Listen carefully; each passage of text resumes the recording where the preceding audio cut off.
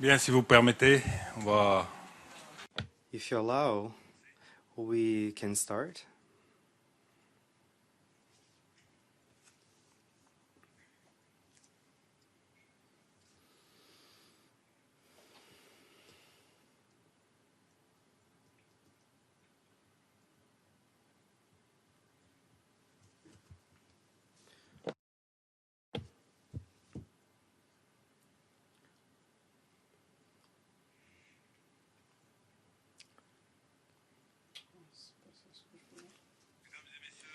Ladies and gentlemen,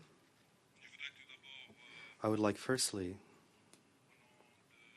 on behalf of all of our team of COP22, I thank you to RSVP on this theme so consecrated, and also I'd like to thank Kyoper, the produce team, in regards to the issue concerning climate and also engagement on climate issues.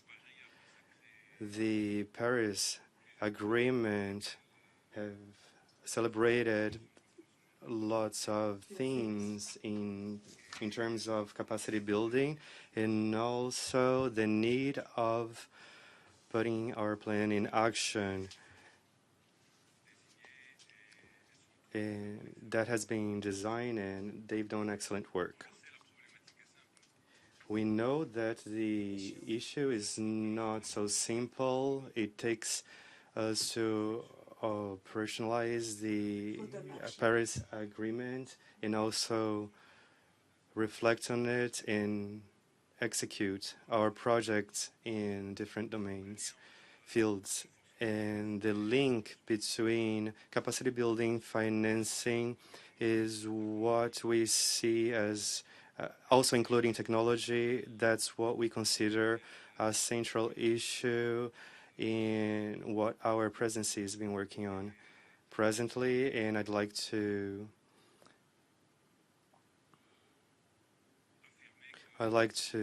assert once more, affirm that we are focusing all of our energy to engage all parties and state members and others.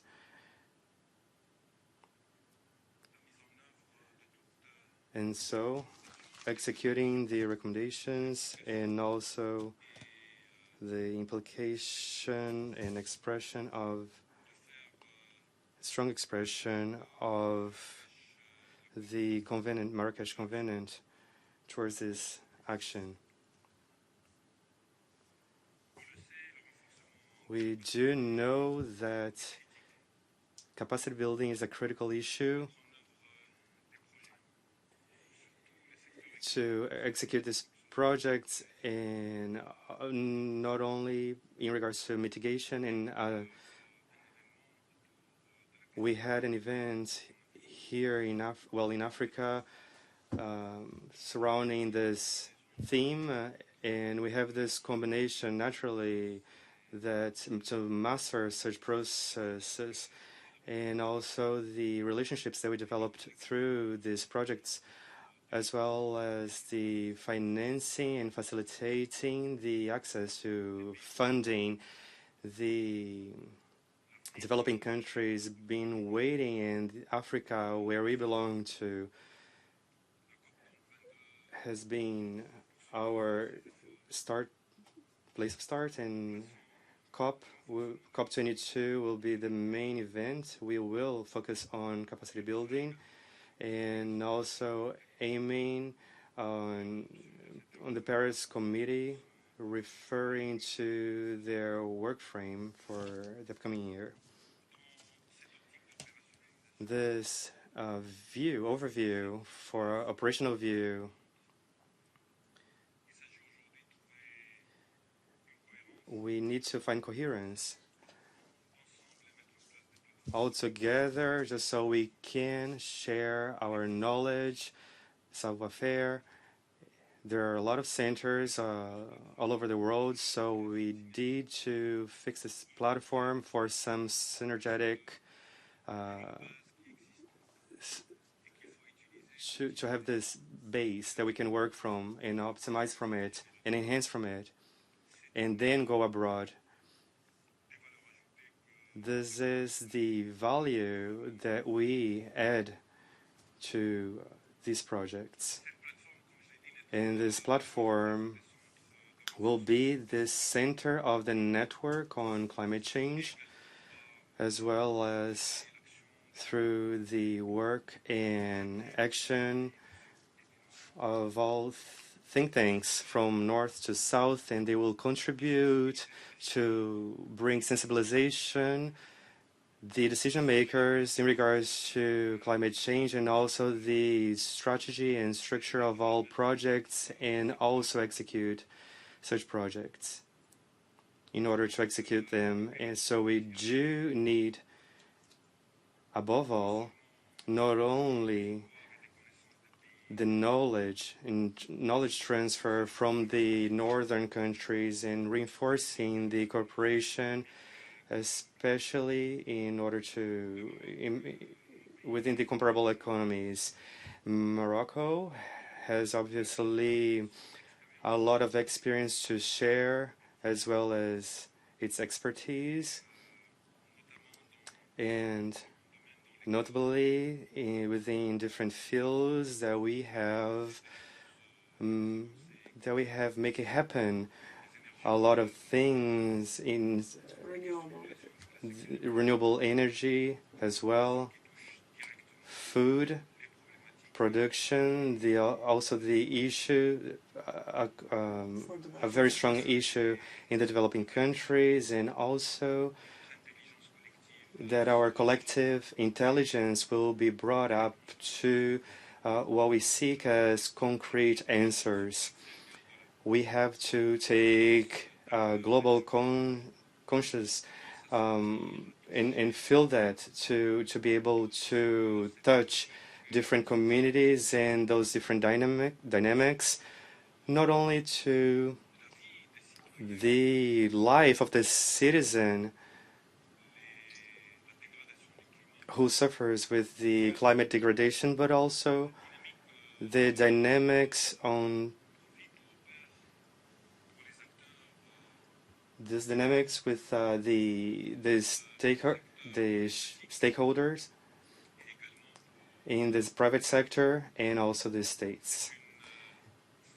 It is an amazing opportunity that gives us new hope to humanity.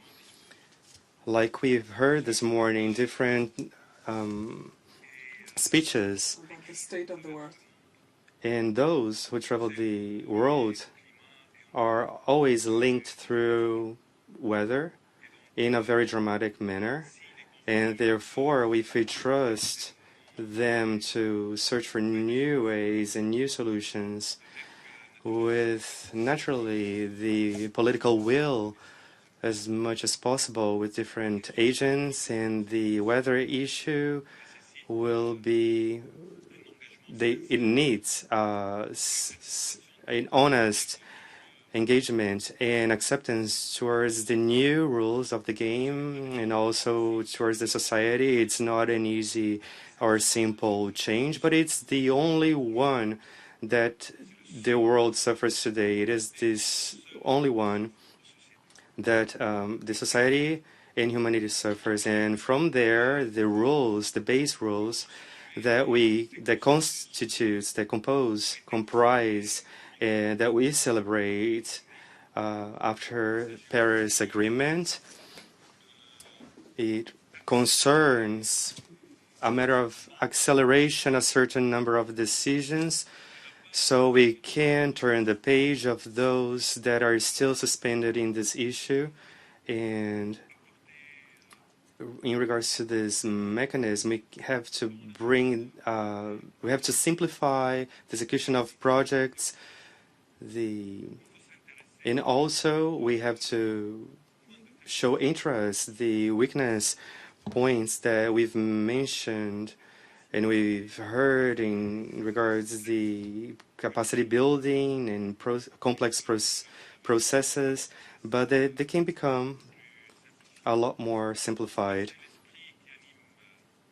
In all cases, the presidency will explain what, because if all the work that we've worked so hard on throughout the years towards this agreement, of course, there is a very deep will for those who would like to address this humanity issue. So this manifestation is expressed very strongly in nowadays, and tragically, it also appears very strongly the reactions in all regions all over the world. And so we do have to make of Marrakesh an opportunity to pass on, to convey a new message, and also get a hold of the public opinion. We are going to do all of this.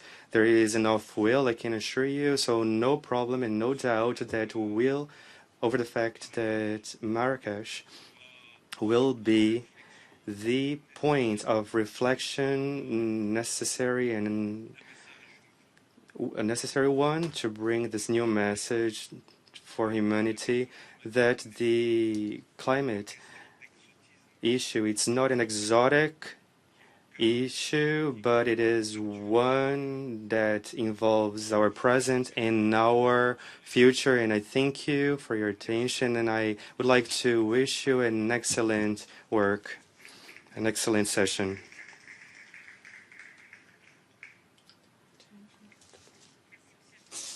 Thank you, Mr. President. Mr. Minister, ladies and gentlemen, dear partners, colleagues, I am very glad to share,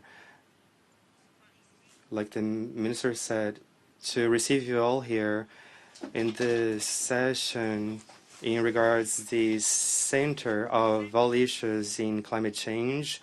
We'd like to make of this session one that is concrete and that will flow towards a proposal that will end up sending, and that will allow to capitalize and consolidate all efforts from each one of our centers around the globe after the Paris Agreement. And also during its negotiations, we have all parties creating efforts that we do need towards the capacity building mechanism. The Paris Agreement gave some sense towards the creation of the Paris Committee, and the committee for itself in Marrakesh, towards Marrakesh. It is a coordination committee, not exactly towards capacity building work. So we do have these centers for capacity buildings all over the world. And what goes on is, on each sector, is that each one of them have tried to organize with their work through coalition work. So we have 65 coalitions all over the globe that have been gathering their strength and converging their efforts so they can have a higher impact worldwide. So what we have today and what we propose, that's why we thank you for responding to our invitation. What we propose here is that a coalition for the center of the capacity building, so we can bring all over the globe.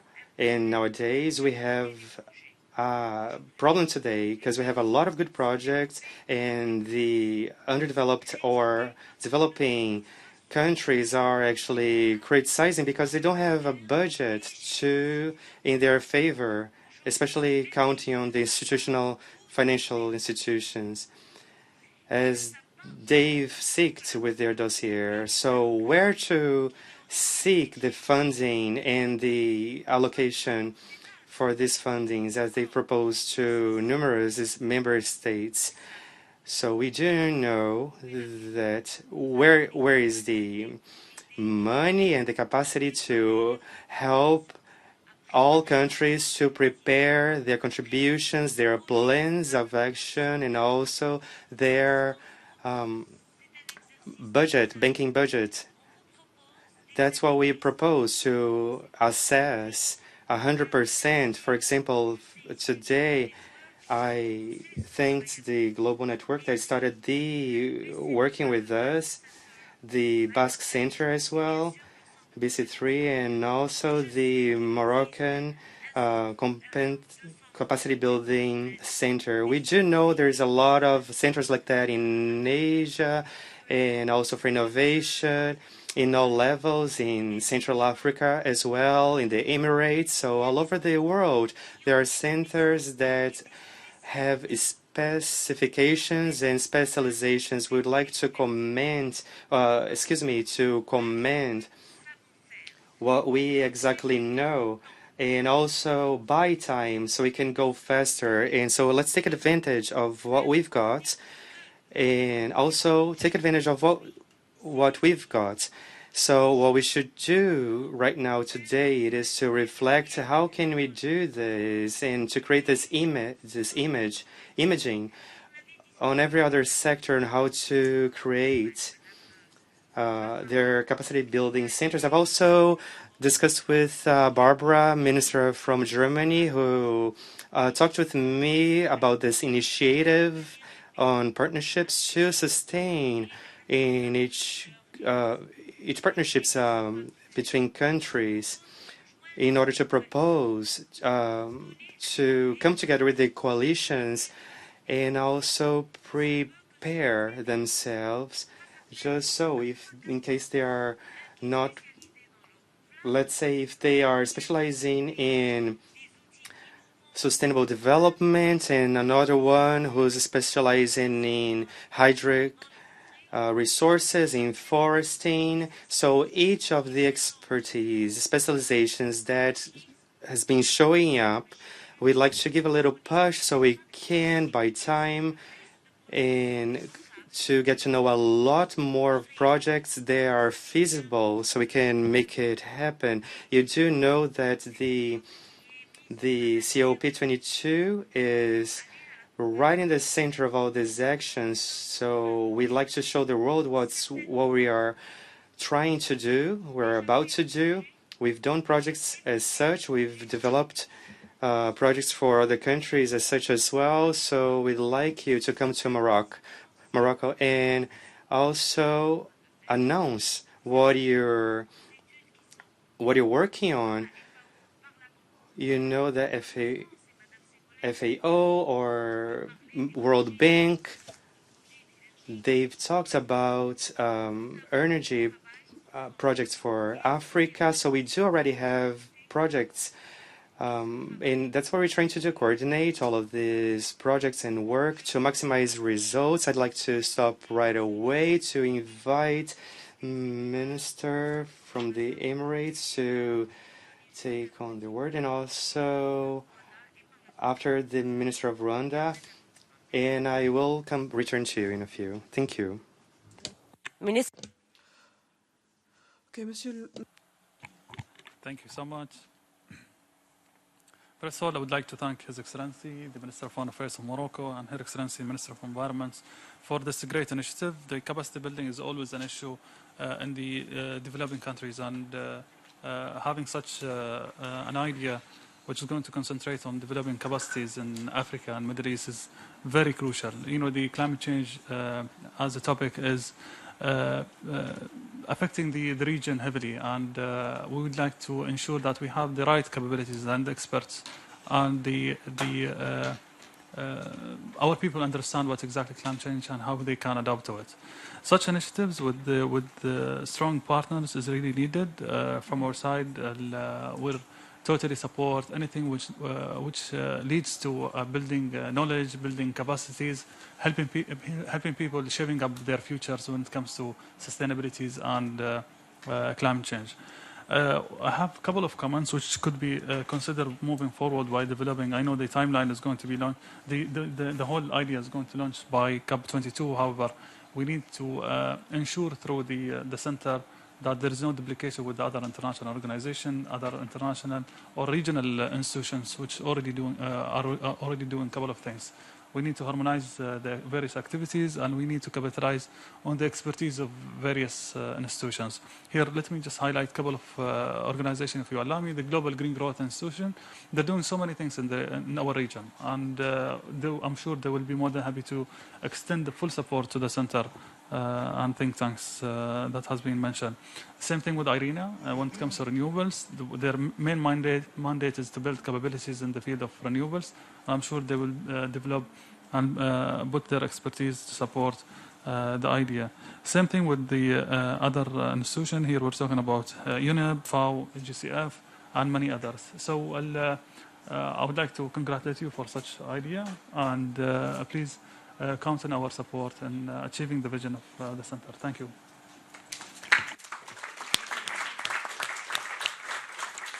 Thank you, Minister. Je voudrais donner maintenant la parole à... I would like to give the floor to the Environmental Minister of Rwanda.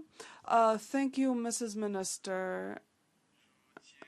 I would like to congratulate Morocco for this initiative, for this network of reinforcement of capacity. It means like we're going on with the agreement of Paris. So it's wonderful that we have the COP22 going. Capacity building, as it was, as we heard, it's a reality. All of our countries need a lot of capacity building in this area. For adaptation and initiation, I would like to say that developing countries, it's them who are actually suffering the most from this lack of capacity. I would like also to say that these centers, excellency centers, should be spread out around the world in order to actually build capacity in developing countries in the context and local context.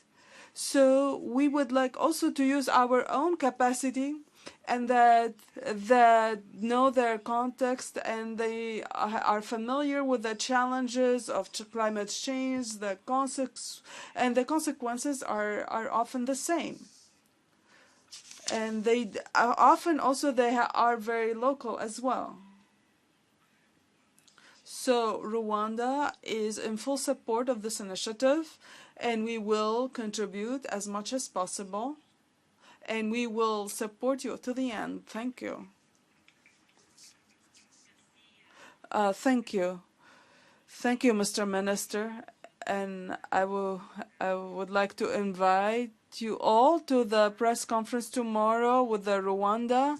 That will be 4 and 4:45 here. I invite you to hear a very important statement by the Minister of Rwanda. And now I would like to give the floor to our ambassador, to the famous Seni. To you the floor, Seni. Thank you, Ms. Minister. Of course, since Paris, we realized that for once we actually had a universal agreement, and that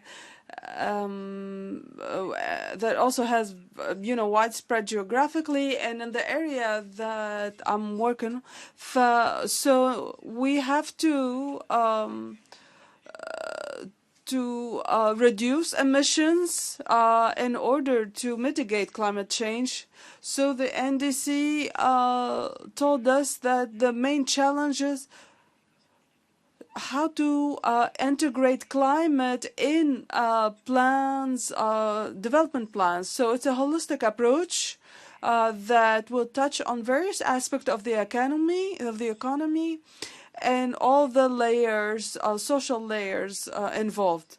So that's so the challenge one is to integrate climate in the development, and second is to mobilize the resources beyond the classical way or the usual way, and that might be resolved if we get the national actors mobilized and look into the arrangements and institutions locally.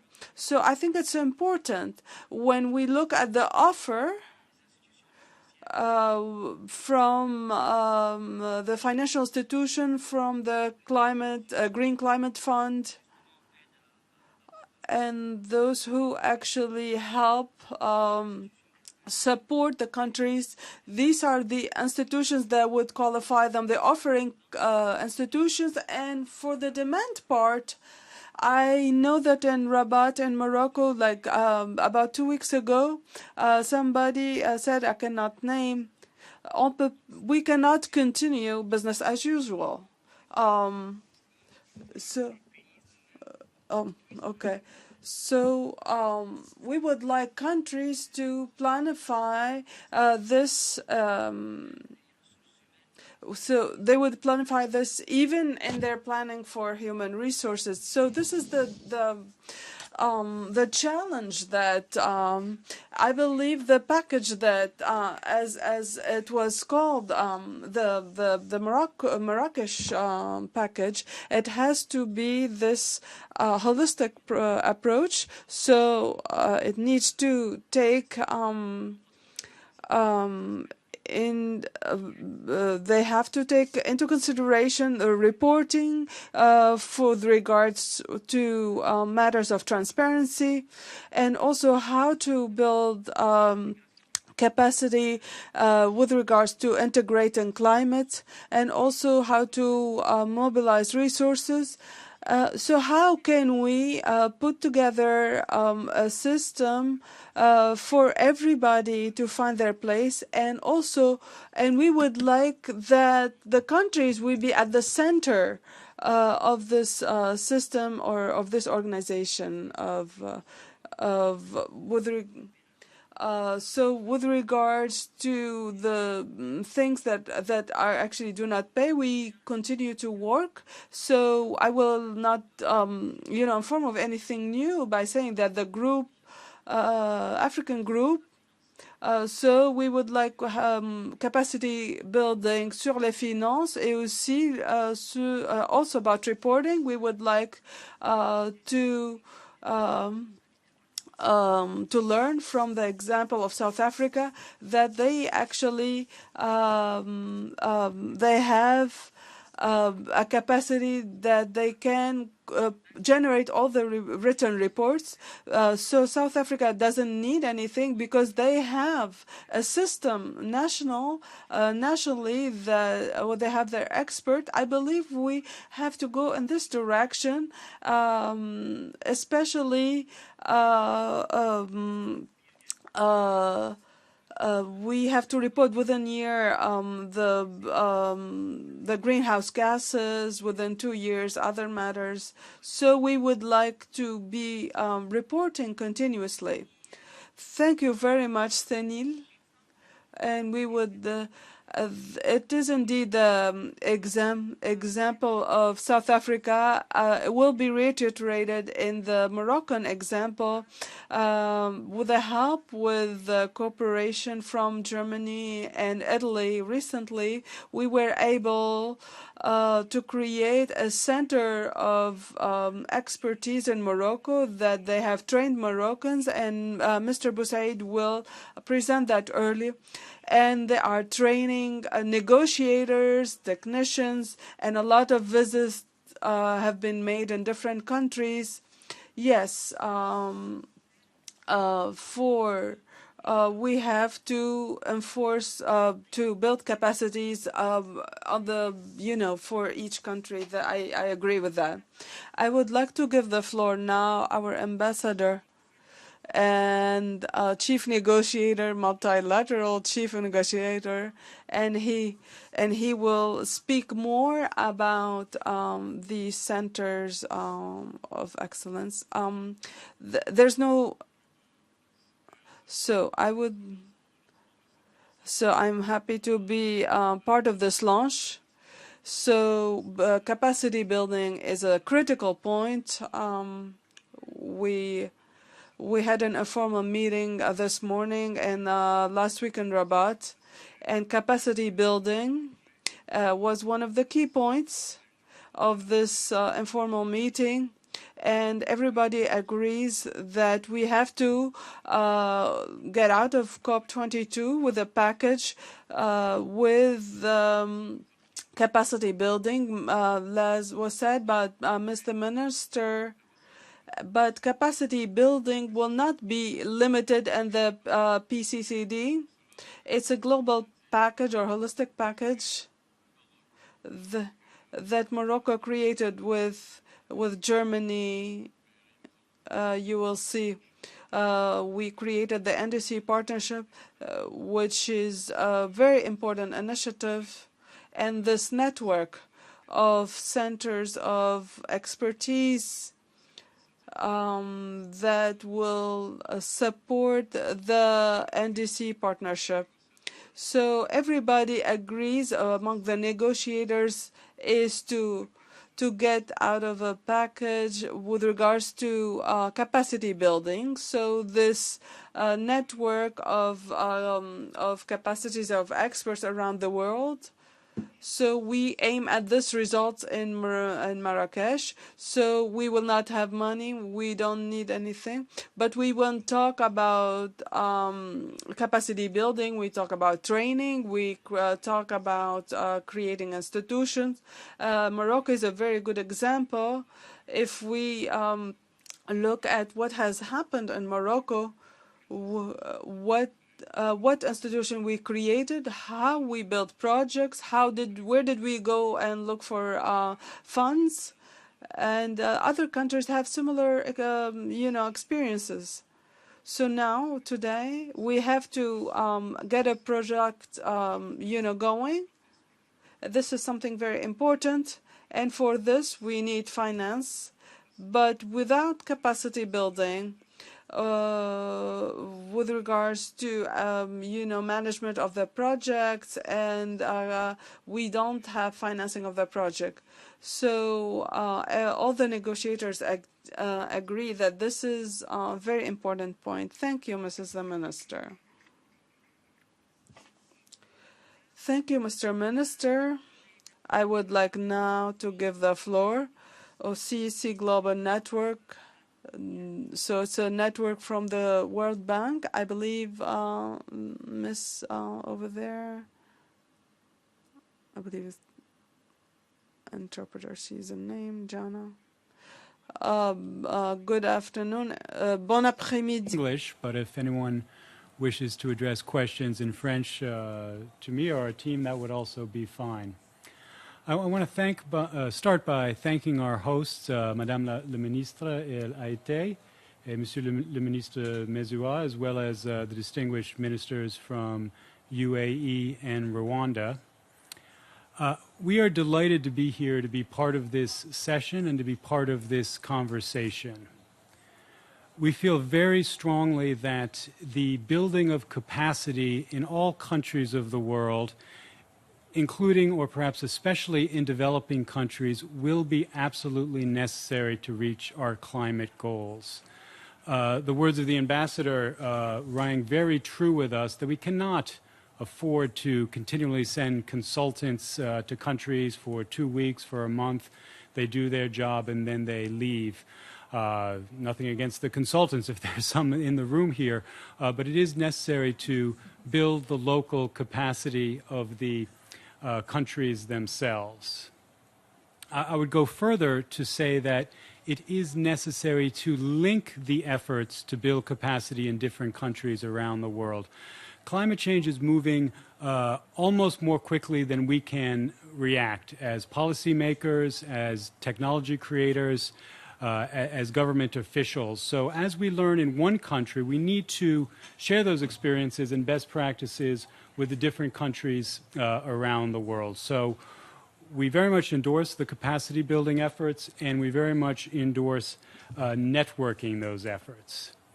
Now, as we're learning here today, and as we've heard from the distinguished speakers, the good news is that there are a number of efforts already underway to do this. There's various centers. We'll hear from our colleagues at GIZ, others you mentioned from France, very valuable, and efforts to link them. In a way, this can also pose a problem or a challenge. If we have various different efforts here and there, we will not achieve the proper benefits of a global network, which is why I, again, very much want to salute the government of Morocco and its representatives here to bring together all of these different efforts. Multiple networks, it simply does not work. We need to coordinate, we need to collaborate, we need to share experiences. So again, I very much appreciate this effort and going through to Marrakesh, of course. So on that note, we would like to share what we're doing at the World Bank with our global network of climate innovation centers. And hopefully in this way give some understanding or experience that can be learned as we together try to shape a larger global effort on capacity building for developing countries. I would like to ask for the next slide if I could.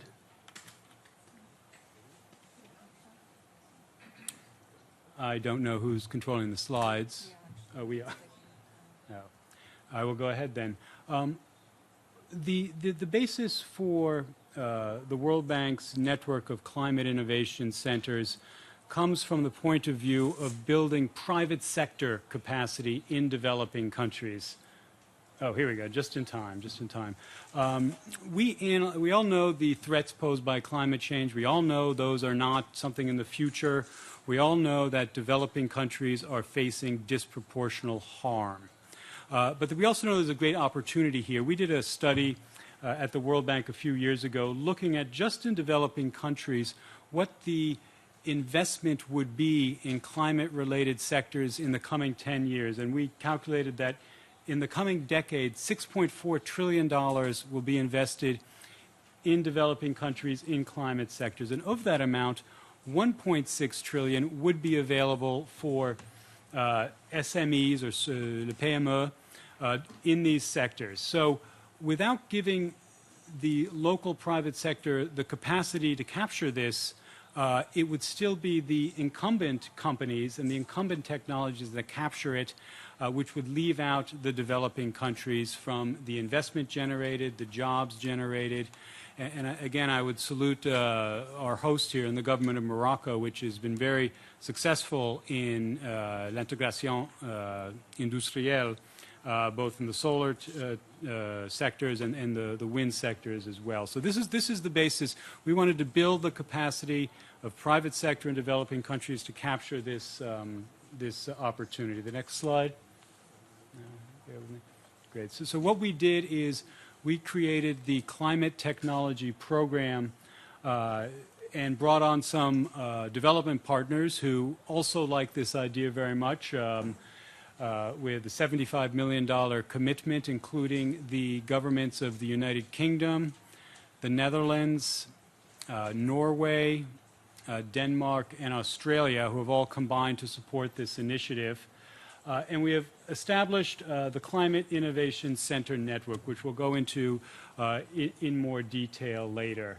But I also wanted to note that this is, our effort is constantly evolving. We have not figured this out. We're learning a lot, which is why we want to be part of this effort to share experiences. There are some things we have a lot to learn. There are some things we think we can share. So it is not a static program. It's not a static network. We're growing it, we're evolving, and we want to participate in this discussion resulting we hope, in an announcement in Marrakesh to have a more globally focused program. The next slide, please. We have to date launched 7 climate innovation centers in different countries around the world. That includes Kenya, Ethiopia, Ghana, South Africa, Vietnam, the Caribbean, and also, of course, in Morocco. We have the Morocco Climate Innovation Centers. Responding to the demand from the developing countries, we're developing about 6 or 7 other centers that are in the pipeline and will come online in the next year or 2. So let me quickly give you an idea of what these centers do, and it is there on the slide to the right. All of our centers, the CICs, support private sector to innovate and commercialize new technologies and business models in climate sectors relevant for that country. There's providing business advisory services. There's providing market intelligence. There's a variety of offers on appropriate financing, which can be very difficult to obtain with innovative ventures. There's advisory services to the government, and there's international connections. So each of these centers is tailored to the particular circumstances of the country. No new countries are the same, of course, but we do have a basic model that we've tried in these 7 countries, and we're trying it in the other countries as well. I wanted to now pass along to my colleagues. I have 2 colleagues within our team, Justine White and Jana Malinska, who will talk about a little more particularly about Morocco here, the Morocco Climate Innovation Center, and then Jana will talk more specifically about the network and how we're networking these centers and our plans to network other initiatives not directly related to our program. So thank you, Justine. Donc, je vais m'exprimer en français, si vous permettez. Donc, Madame la Ministre, Monsieur le Président et Messieurs les Ministres. Donc, je suis chef de style sur le Centre Innovation au Maroc. Je voulais juste vous le présenter brièvement avant qu'on parle un peu plus globalement du... Pardon, excusez-moi. Voilà. Donc, je voulais juste vous parler brièvement du centre marocain avant que ma collègue Yana vous parle plus de la mise en réseau que nous souhaitons annoncer. Comme indiqué par mes collègues, nous saluons l'initiative marocaine de mettre ensemble et de coordination en fait, de ces différents réseaux d'appui. C'est donc le centre marocain et donc ces centres d'innovation sont plus... donc appuient plus le développement du secteur privé, mais comme nous le savons tous, en fait, pour accéder... Oh, sure. Okay. Okay. I'm happy to do it in English.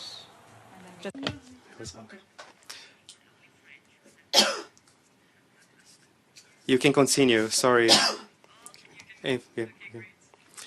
Excuse me. Just to once again, thanking you for inviting me. She's speaking in English. You have to speak in French. Or should I go back into French? Yeah. Either way. Comme vous souhaitez. As I was saying, excuse about this, a technical problem. So this initiative and this center, Morocco Center, is supported by the private sector, as we have collaborated with Mazen and JZ. And my colleague Yona will be talking about this network. And as you know, and as Jonathan has already mentioned, so we can be aware, let's see, what can I say? So we can face the challenge of the climate change all over the globe. We have to also approach both public and private sectors. And Moroccan Center has been launched in 2014 and has been working with a lot of green companies in the green sector. And we do have the support for industrial development as well. And the World Bank also agreed to support our initiative, and now I give the floor to Ioana to elaborate more on this.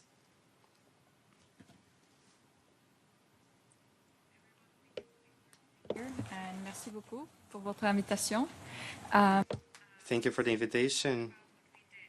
Wanted to establish a network, and what we would like to propose we work together on.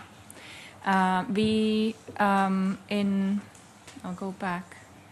Our vision and mission was to establish a network that will be able to bring together all the intermediaries, incubators, centers, research centers that work on clean tech innovation in the world.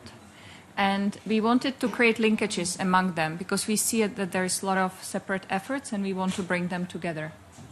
And this, we would like to do that with you through a number of tools and virtual platform that we would like to propose, and we advanced the effort, but the next stage is coming, and we believe that it's well timed with the Morocco meetings that you are preparing.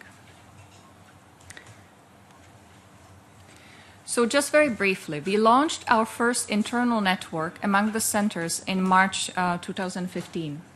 We started working on their capacity building and looking at where are their needs and where they face challenges, where we as a network could help them. We did training sessions for them. Some of them were global, and some of them were local. We organized meetings so that people can share experiences, and we actually brought them together. And that was a very important gathering of minds to talk about clean technologies. We then analyzed what are the needs of the market, what are specifically needs in developing countries. We wanted to know what is happening, where we can help and make sure that technologies reach those markets and that they can be well deployed. And then we started talking and looking at who could be our potential partners. So we contacted a number of players in the field, and we've been working with them at trying to bring together what we could put as an offer for the next stage, coming from Morocco. So what we see as the next stage is a global expansion of this network. It will have to be renamed because it can't be the CIC network. We are proposing that we create together a bigger network that will include the climate innovation centers, but all these other centers we've also talked to. There's a big need for this. Everyone is trying to create a network that will bring the players together. We've created this proposal for a global open network. We want to bring the CIC centers to that network. And then we want to create the partnerships with other institutions to create this network. We also, and this is very important, want to bring private sector players to this network because this linkage to the private sector is currently missing. And we are here, thanks to your invitation, to bring that network and bring a expansion. I can talk about some of the achievements of our network. I mentioned that we organized meetings. Some of the other things that are very important, we participated in a number of competitions. We also developed research and researched the potential in the market, and we published a number of in-briefing papers. We also identified opportunities for future collaboration.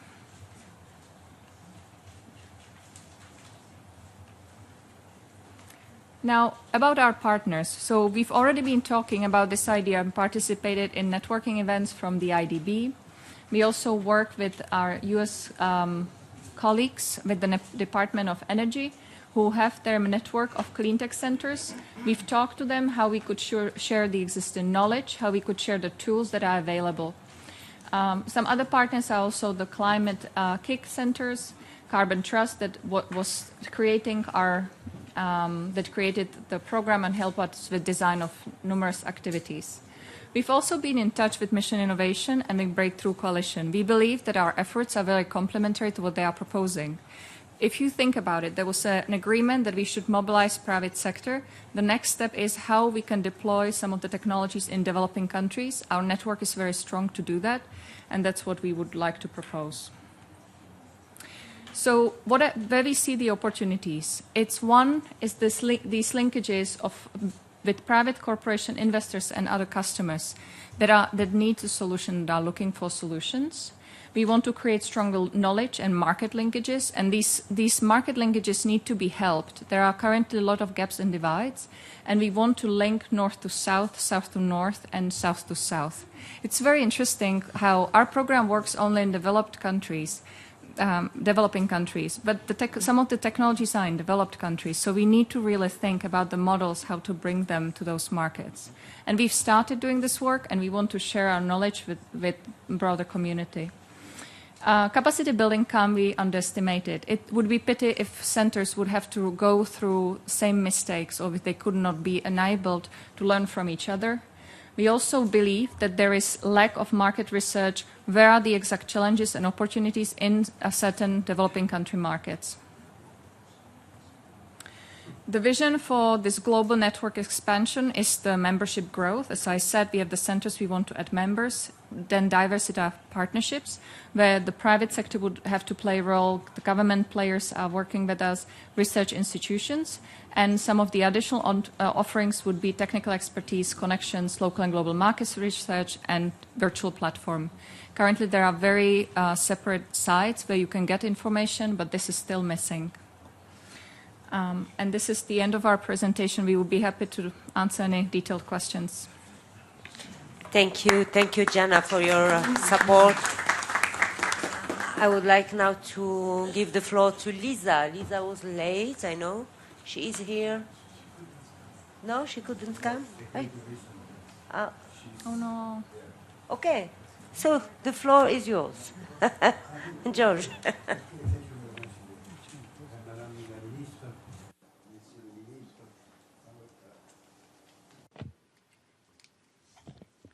Thank you, Minister. Thank you, Ms. Minister, and our committee for COP22. I'd like to also thank all partners in this network. I'd like to introduce myself also in English, and I'll go back to French to answer all of you. That was created 25 years ago during the summit in Rio, is to develop the capacity of understanding the integral impact of past, present, and future global change on regional and continental environment in the Americas, and to promote collaborative, well-informed action at all levels.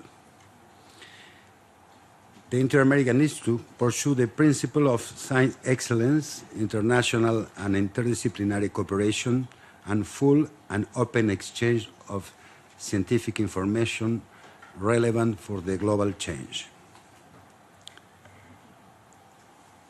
The Institute was envisaged as an intergovernmental instrument for which scientists and decision makers from all sectors of the society through the America may jointly address the critical issue and contribute to the solution of the challenge associated with global change in the region and beyond. Concern about global change has increased among the traditional stakeholders and has emerged among new ones, increasing the need of broad and early involvement of all stakeholders in the planning, implementation, and interpretation of global environment change research. Networking is therefore a central goal for our Institute in Science Management. It's the main reason for the Institute we are part of this big and important initiative.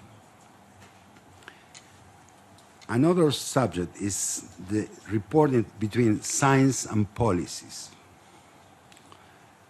We need a new dialogue. We need a needs-driven science, responding to the demand of global change research. Move emphasis away from curiosity to driving toward needs-driven science. When founding research, the Institute insists that all participants, social and natural scientists, and managers and decision makers are involved in all aspects of the research planning and research progress. This does not exclude basic science, since fundamental understanding of the Earth system is a necessary foundation for successful adaptation and mitigation effort. Another key issue is translate science in usable language. A fundamental task of our institute is the science community is to translate the result. This translation has to occur between different scientists, specialization between scientists and students, and between scientists and stakeholders, the role of the media and the general public. The Institute is exploring ways to assure the use of context-appropriate media, themes and terms that make the communication of the scientific results understandable, useful and timely. While communication of science needs translation, its end user also requires accountability and transparency of the underlying knowledge and data. We implement information technology in the project, monitoring, reporting, and international compatible metadata generation that provide access to an derby traceability of the knowledge generated in our programs.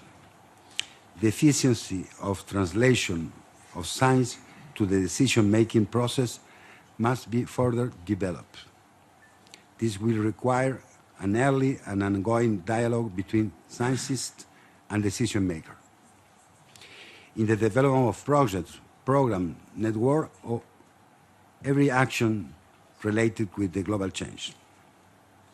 Develop this dialogue is a building capacity, it's through the building capacity, and enhancing cooperation between the social and natural science in networking across regions and political boundaries, in including practitioners and decision makers in this process. Some success has been achieved in the area where decision making have been part of the project, have interacted with the research during the project period, and have participated in synthesis. These instances are still too few, and we must now build on this success and further regional capacity and efficient work for more effective decision making.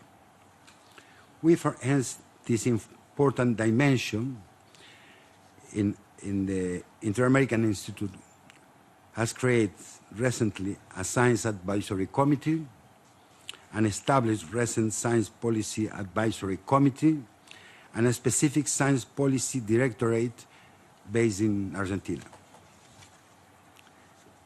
This challenge is huge and requires more effort.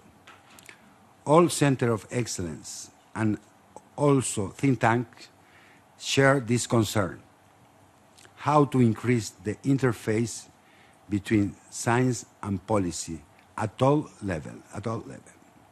All level means subnational, national, subregional, regional, in our case at the Inter-American level, global, and also between regions. And work with the different power or branch like the executive, legislative, judiciary power, and all the administration at all levels. This project of an international network of global change and think tank in climate change help to confront this fundamental challenge for the global change. Exchange of experience and a strong capacity building, all actors involved in the process, is fundamental. I think I will stop there, but I can give any question in French or English. Thank you for your orientation and your presentation. Before opening the floor, I will give the floor to my last intervenant, who is the representative of Morocco, the 4C, the Center for Climate Change of Morocco, Mr. Boussaid.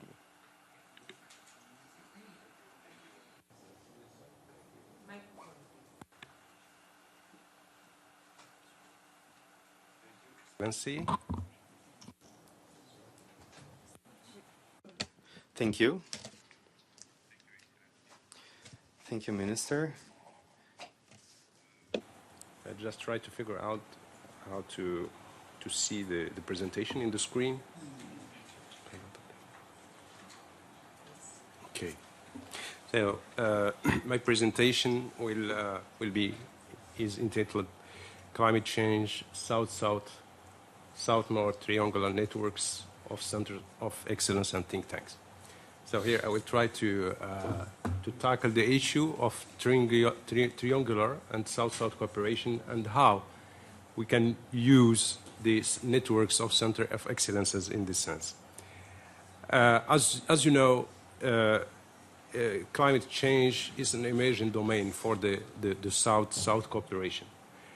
The post-2015 agenda for sustainable development and also after the Paris Agreement, it is evident, and also having listened to the previous presentations, we understand clearly that South-South cooperation is something which is really necessary to implement these agendas for climate and sustainable development.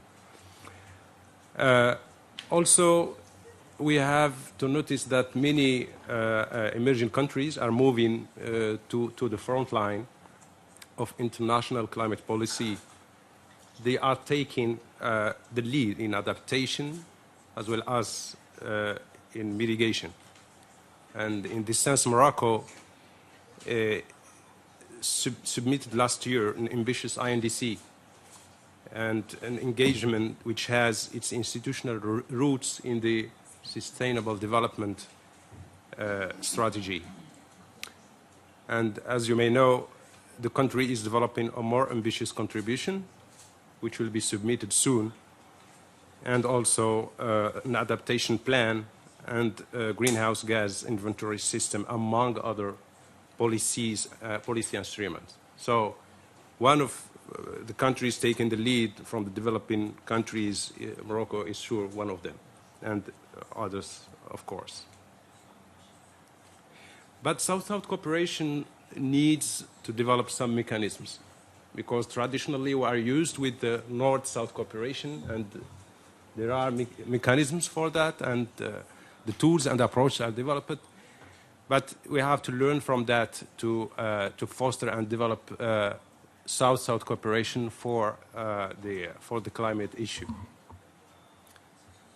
Because the similarities in terms of socio-economic and technological contexts between the developing countries makes it easier to develop and share adapted solutions to the climate change between southern countries. The fact that North-South cooperation has developed an approach and tools for capacity development, for technology, as we have heard from World Bank, and finance transfers calls for ensuring complementarity for South-South cooperation with the existing one, I mean North-South cooperation. In this framework, we have here to notice an interesting initiative that has been launched by Secretary General of the United Nations in April here in New York, which was the Southern Climate Partnership Incubator Initiative.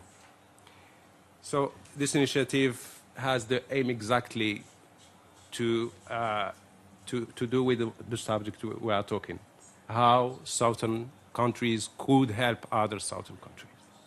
And we found this initiative very interesting.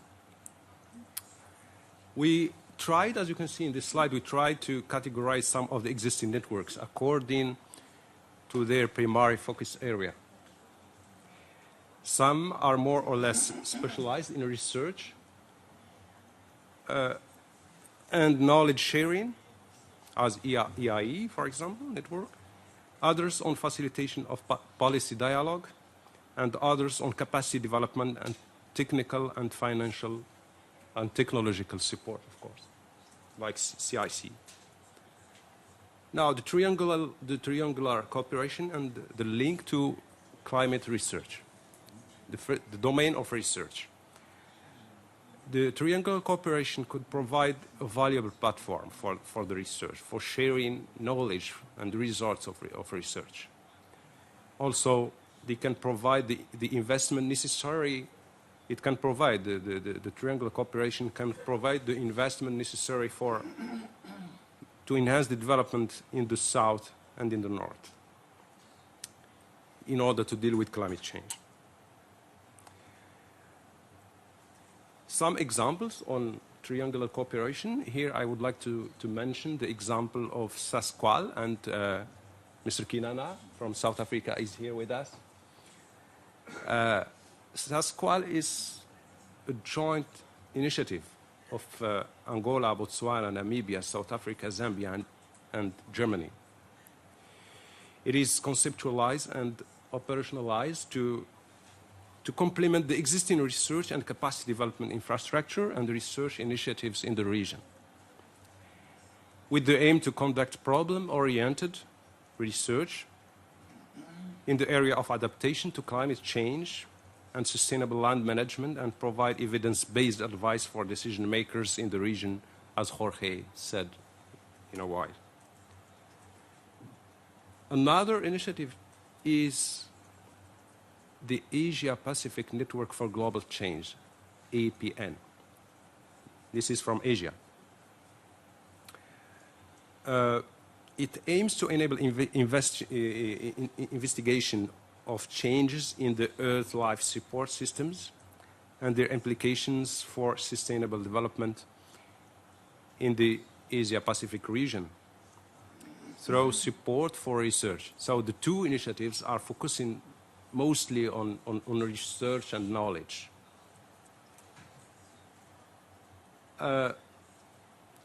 In terms of capacity building, which have been mentioned in the presentation before, I would like to mention here another initiative called Cape Able.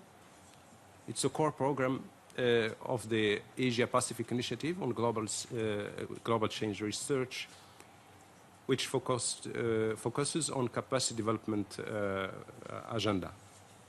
And the aim here is to enhance the capacities of scientists, policymakers, and other relevant stakeholders in the region to identify and assess climate change issues at the local and the regional level. Such networks at regional level and national level could play a key role for the effective and inclusive implementation of Paris Agreement, especially through the empowerment of local and regional authorities and their involvement in climate policy design, but also through aspects of international institutional capacity mapping, and also by providing learning opportunities, knowledge sharing, information, and case studies. So there's a lot that such networks can do in terms of Paris Agreement implementation.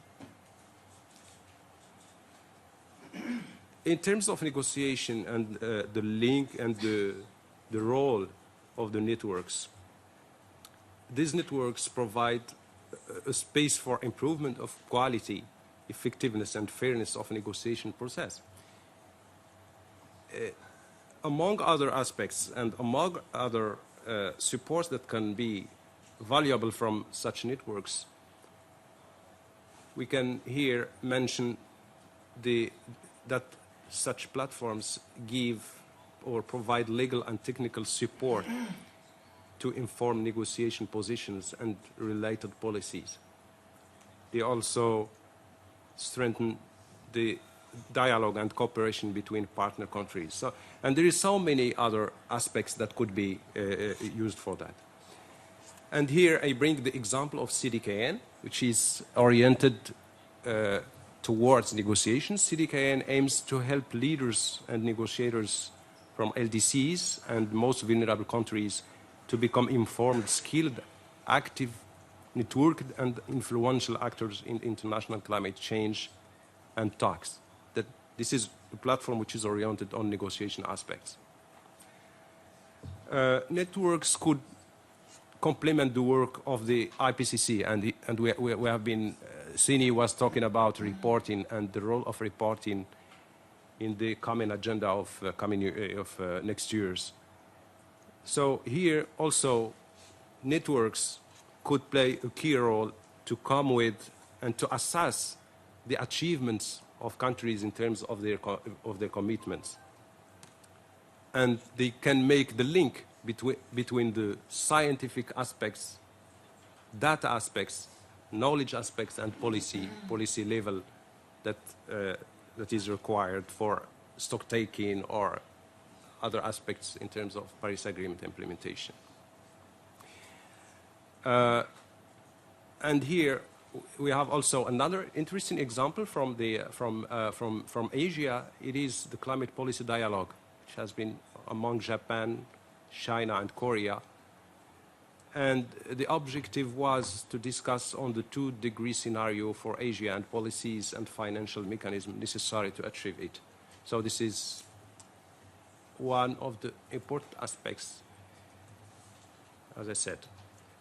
Non-state initiatives, action agenda, and the climate change networks. For sure, the networks offer a platform that gathers all stakeholders in this sense by bringing diversity of actors that focus on global rather than national policy objectives. It leads to greater involvement of non-state actors and local government, and this can enhance the problem-resolving capacity of local government. Here we have the good example of CAN network, which emerged in 1989 and had taken interesting actions. To finish, I will speak on 4C, Maroc, a multi-stakeholder platform that tries to capture the complexity of the landscape of actors and the necessity to work together and to make bridges between policy, research, with the involvement of other stakeholders that are dealing with our action agenda. So the 4C is developing this approach, and in this framework is reaching to other centers from Latin America and other centers interested by this initiative. Just to give a few aspects for 4C missions and action. The objective is to strengthen capacities. This is the first mission. The other mission is to capitalize information, knowledge, and know-how. Also, to develop tools and facilitate decision-making on climate change. And last, to contribute to international efforts. And this is to do with negotiation aspects. We already started to develop partnerships, concrete actions and partnerships with, notably with CTCN on technology aspects, and we are running some workshops in the coming months, and also with FAO for land use and ecosystems aspects, and also with Islamic Bank and LED's global partnership. That's what I wanted to say, and thank you very much for your attention.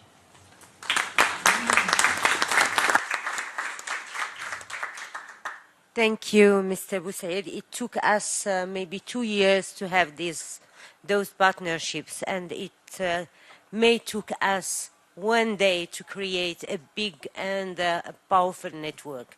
So this is why we are here today. I will now open the floor, and I hope to hear from all you both and all. Zaria, maybe? Is the Asian Institute of Technology? No, I don't see the... Okay. Yeah, please introduce yourself. Thank you. The International Institute for Sustainable Development, IISD, is a Canadian non-governmental organization that has been a center of excellence, although we haven't called ourselves that, over the last 25 years in the climate change process. We are a think tank, but we're also a do tank as we transition from policy to practice.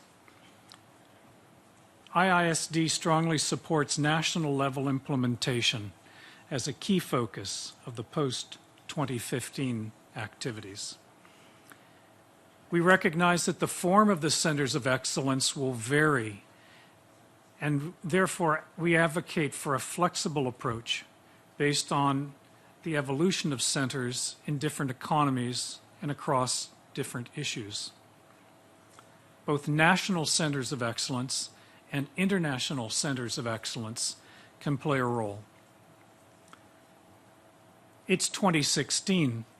Virtual centers of excellence can also play, can be an attractive form of activities, something without more of a formal secretariat or remit.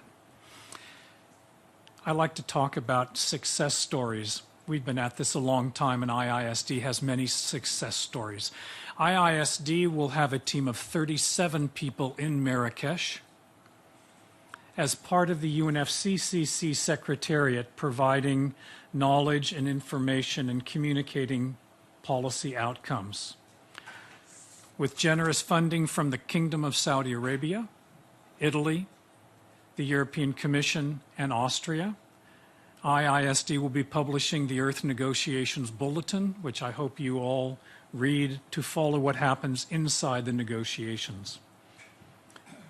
At these negotiations, we are not an NGO. We're not the media.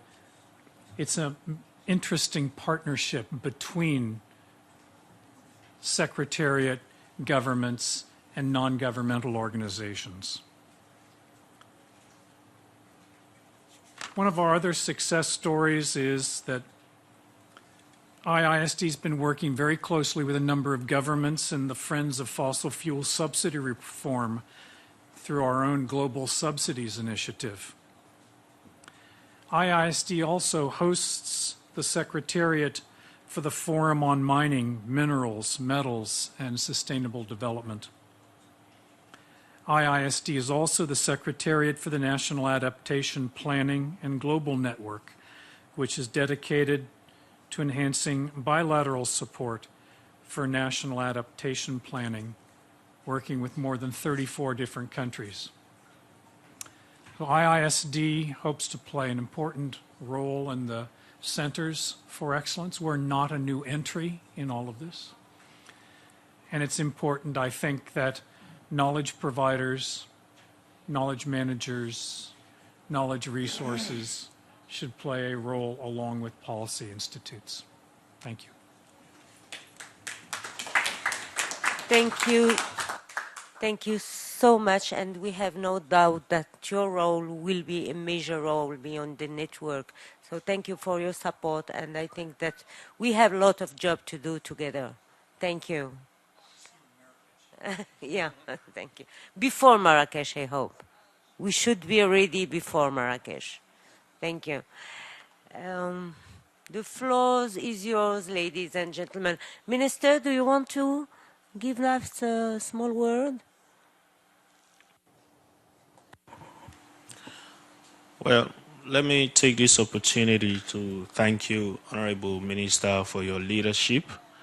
I see that already a lot has been put into this, and I just want to register my country's commitment. I am CDI at Tunis. I'm the Minister for Tourism, Sierra Leone. We were in Paris, and my country committed to the climate change. If I am to speak here, I must say that we stand a very big risk, to environmental issues in our country because of the amount of deforestation going on and, other environmental degradation happening in our country. Considering the structure of our country, mostly covered by coastline, lots of mountains and forests, this is an issue that we take very seriously. But of course, I'm happy that we are talking a lot about capacity building because honestly and truthfully, in as much as we want to deal with climate change, we are all not at the same level as far as dealing with the issue head on. So countries like us looking forward to, knowledge transfer for some of you that are far ahead, and we are looking forward to not only building our human resource capacity, but we also want to ensure that the right structures are put in place and the right policies and regulations are developed within the respective countries in order to be able to deal with this holistically. I just want to again thank you, Madam Minister, and your country for the leadership that you have shown, and I must again register my country's commitment. I know we'll be in Marrakesh, but we look very much forward to more support beyond Marrakesh. Thank you very much.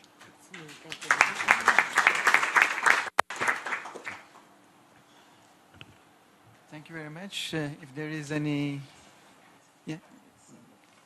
other, South Africa, please. You have the floor.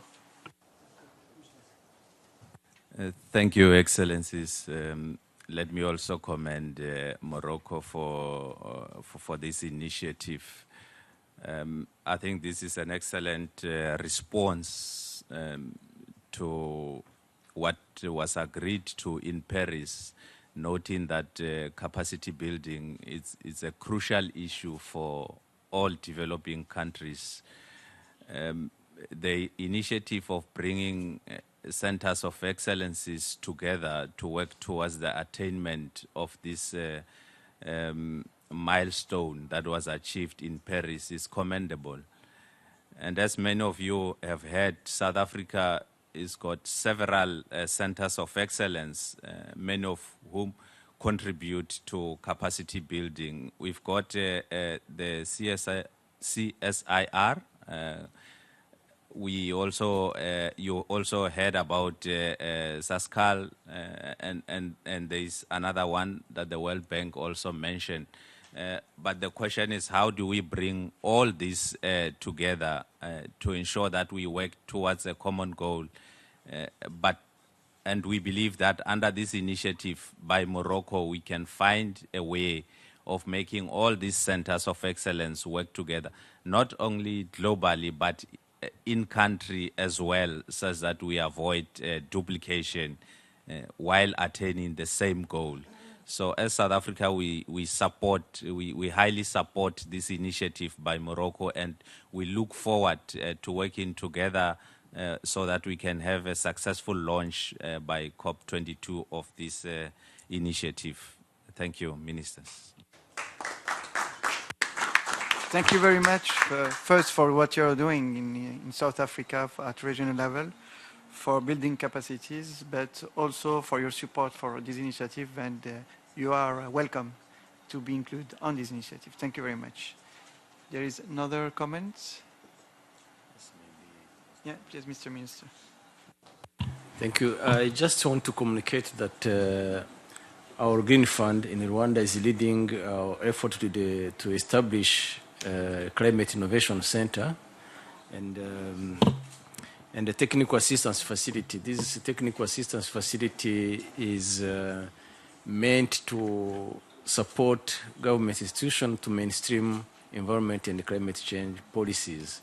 So this is an initiative which is ongoing, and I look forward to benefiting from the existing networks, and soon our center will be established, and we will be part of all these initiatives and networks. Thank you. Thank you very much, Mr. Minister, and we can assure you that we will do our best to share our experience to help you to build your center, and of course your center is now a member of our initiative. Thank you very much. Other comments? Jorge.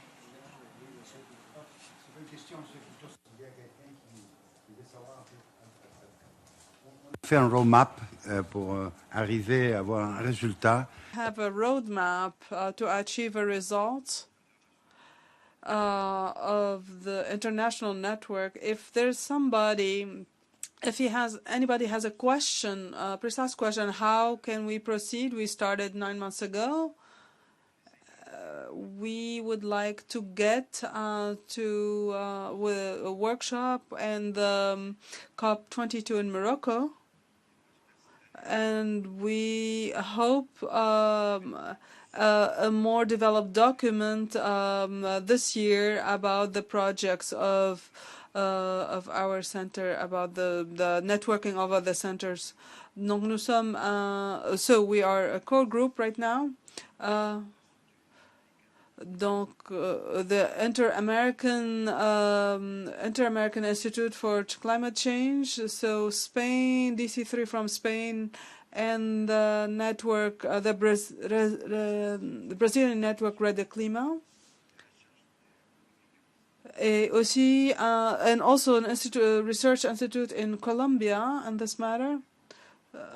We would like to be part of all the core group, and we hope by 2017, because the roadmap is a bit long, so we hope to get to a complete network by 2017, but we already started working on that with regards to capacity building, and we did identify some subjects, some key subjects with regards to the interface between science and policy, because we see we do have a problem, not only national, but also in the region and small region where there is no interface between science or applied science and the building of policy.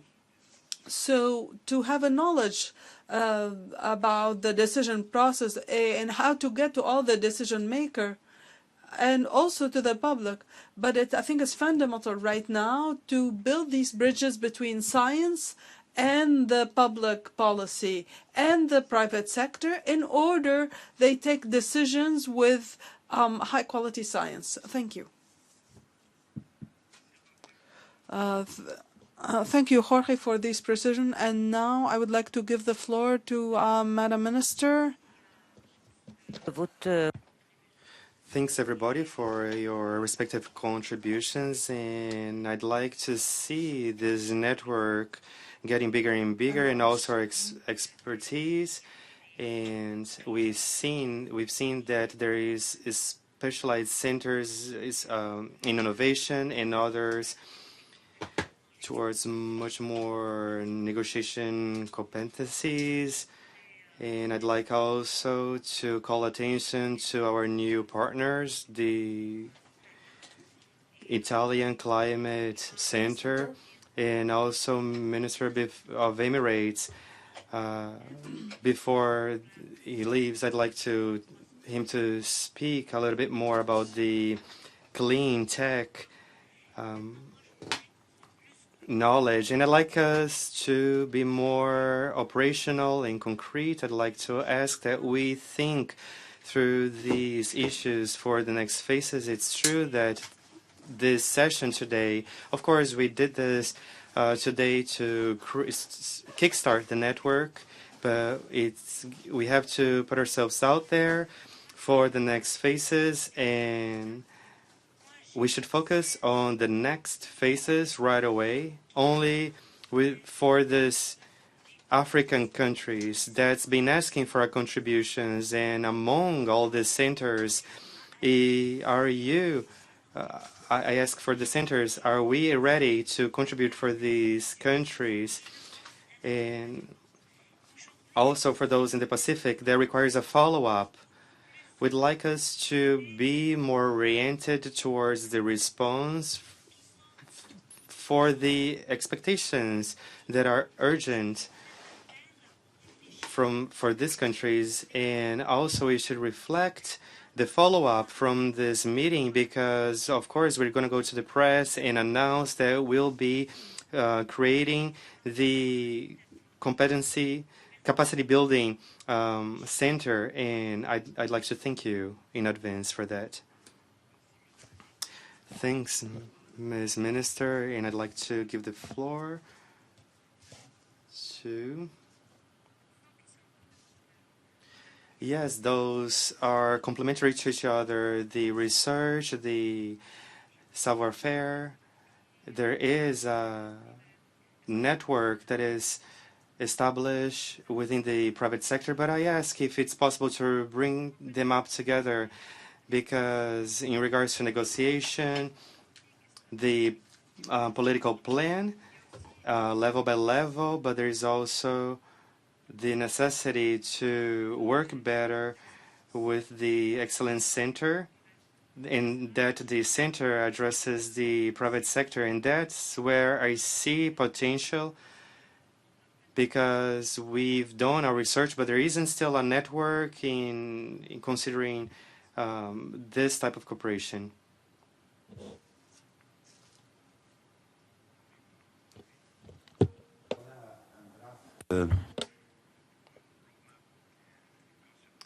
Yes, for our roadmap, we are trying to consolidate, but of course we do need a little bit of more work and investment. And in the private sector, there is a problem in common with all South countries, which is the scientific condition. And I can say that for Latin American, 40% of science in Latin America is developed by the public sector, so we do need a lot more science production coming from private sector. So if you could help us in regards to that, for mitigation, of course, for adaptation, for the risk management as well, we do need the science produced by the private sector. And considering that, our framework in Africa, maybe the key problems, issues, is that the private sector does not produce the actual knowledge. They wait for the public sector to start with that. So there is the need to explore this network, how to explore these issues and push towards mitigation, adaptation, and also risk management. Thank you. Thank you. We think we can go towards the conclusion for this meeting. And of course, that considering the different debates that we engaged here, ladies and gentlemen, it is clear that the capacity building, it is the center of the covenant.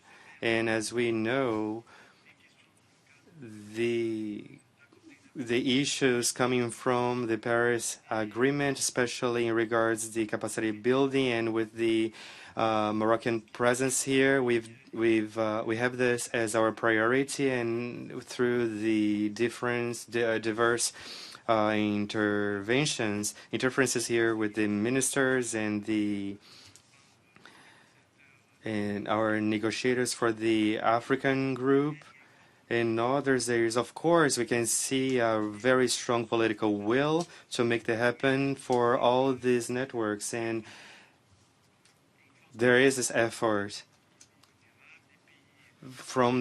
coming from the more vulnerable countries as well. And I'd say developing countries, why not? And the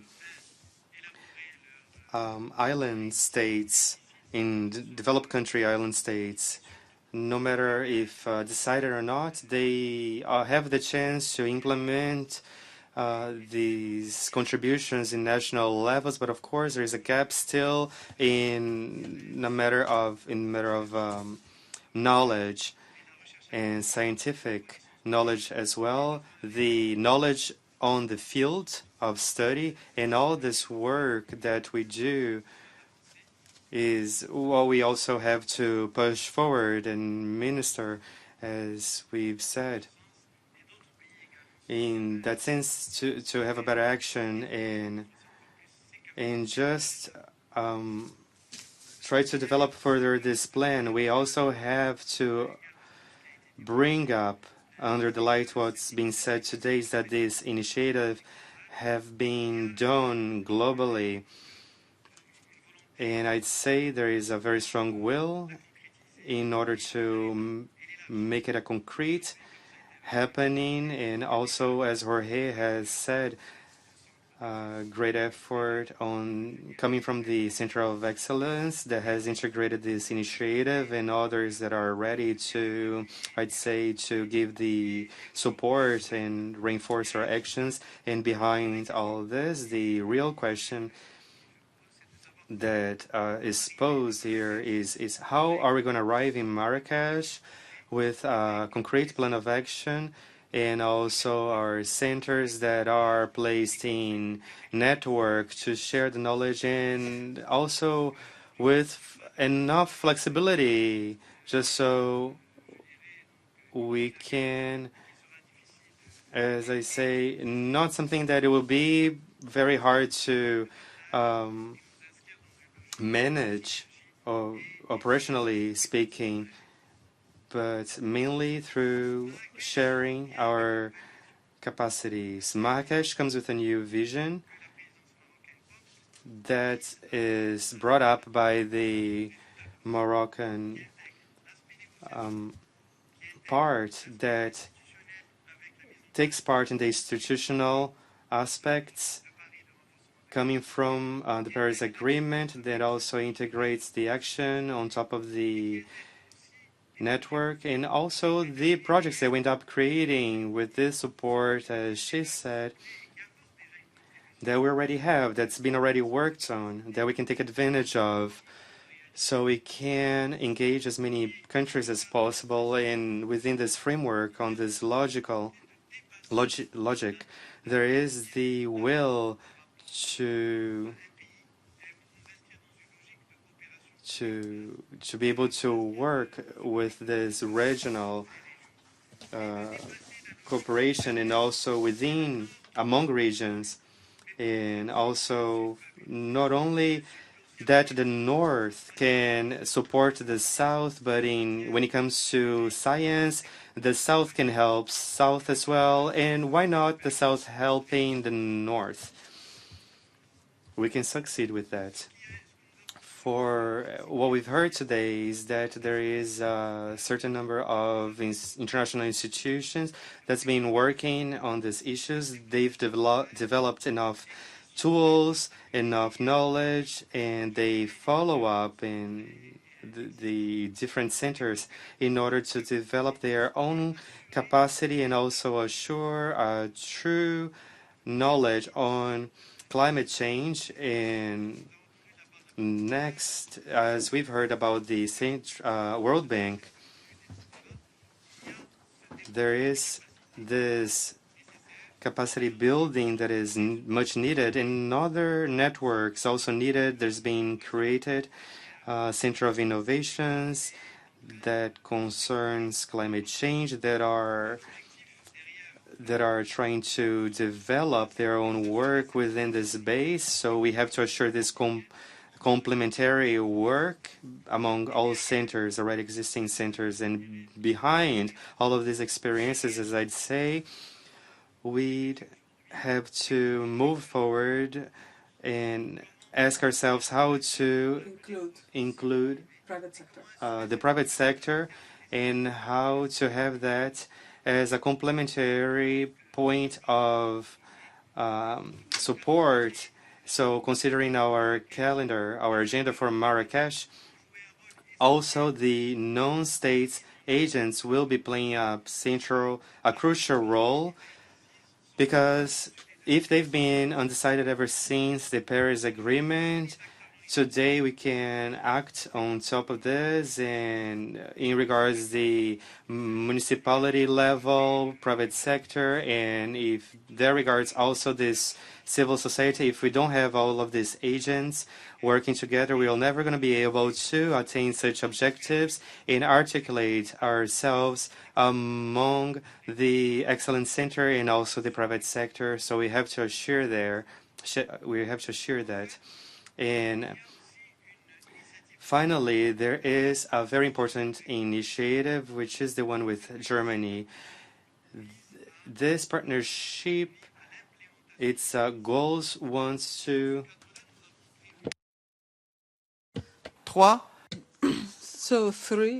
So we have three axes.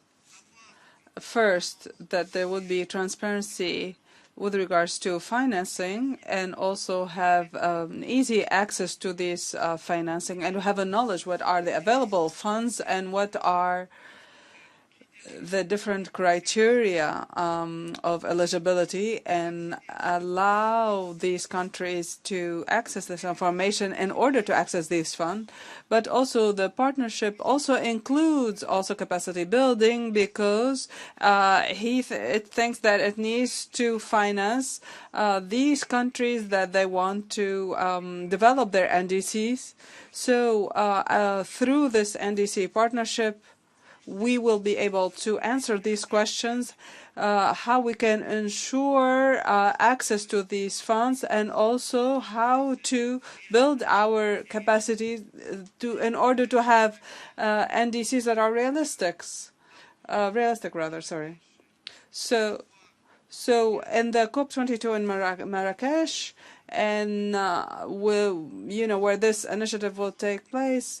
So with this network between different centers of excellence, because also this process is very dynamic, because there will be more centers through time. So in order to respond to this expectation from all these countries that want have the capacity to create their NDCs, but also